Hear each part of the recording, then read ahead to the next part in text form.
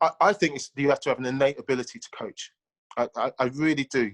And you know what? My belief is I see lots of coaches have got lots of sessions, big black books with different sessions. And then they go to try and deliver a session, and it's a fantastic session, but they can't deliver it. And so it's not such a good session. And then I see some coaches, they've got those same sessions, but they gauge what's required. And they've got this ability to put that aside and to come up with a session which delivers exactly what they want. They don't coach by the book. And those are the really good coaches, I feel. That's what makes a coach really good. He knows how to get the best out of individuals. And some coaches just go down and put down the same session for a different set of players, and it doesn't work. You have to always be tailoring sessions and being creative if you want to deliver the message that you want to deliver. And the other thing is, you have to have a good time. You have to keep players interested in what you're trying to deliver.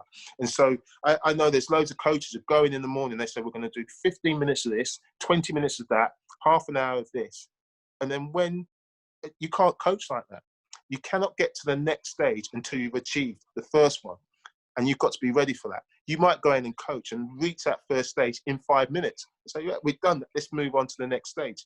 You might not reach that first stage for 3 weeks with some teams. So you have to keep, if you want to get to B, you have to get to A first, you know. So, and that is, I think, is a big skill of the coach. And the other thing is, you have to have a personality to coach. If you have no personality, it is really, really difficult to keep people's attention and to make it interesting. Because I see when you go on coaching courses, the environment is always perfect. You know, you've always got a perfect football pitch, and in the Premier League clubs, they have perfect facilities. But sometimes there's a storm gathering above. It's pouring with rain. It's freezing cold. It's ridiculously hot. There's all these things that affect your environment, and you have to be able to coach around that as well and take that into consideration. There's lots of coaches who can't do that. They coach by the book, and they you know. So if it's hot and it's too hot, you cannot go on. You can't coach for 2 or 3 hours. You maybe have to coach for 30 minutes, trying to do the same things. You have to do it differently. So coaching, I think there's people who have an innate ability to do it. I think Pep has that ability. I think Pochettino as well, because you see the way that, you know, he works with the players and how he gets his message across.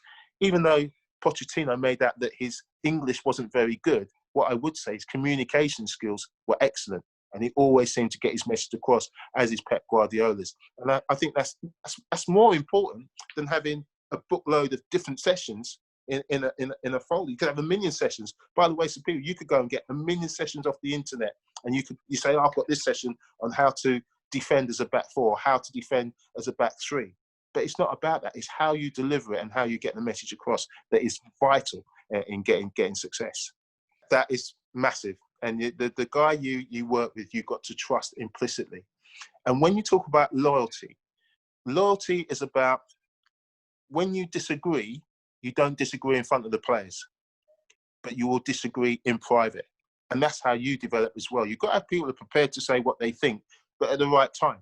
You know, so if I put the session or I said something to a player and my coach didn't agree with it, he'd back me up at the time, but then maybe later we said, you know what, I'm not sure that was the right approach. And then we discuss it.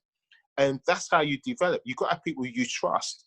And also people you trust will tell you the truth as well. There's no point having yes men around you, because then your opinion is the only one that actually gets aired. But if you've got somebody who's loyal and you trust, you've got to trust their opinion as well. And they've got to trust that they can tell you the truth as well. That, you got that wrong today. You picked the wrong team. You shouldn't. That, you know, all these things that come into a game. That's what loyalty is about. Someone who is honest enough to tell you the truth, but when you need backing up, they will back you up 100%. And that's what I believe. You know, when I was successful, I had people like that around me. And I think all the successful people, you know, I look at people like Mikel Arteta with Pep at Man City. I don't think he was a yes man. I think he gave his opinion. And if Pep didn't like it, Pep would say, no, I don't like that. But Pep trusted him, and Mikel trusted him to listen, take it on board or not take it on board.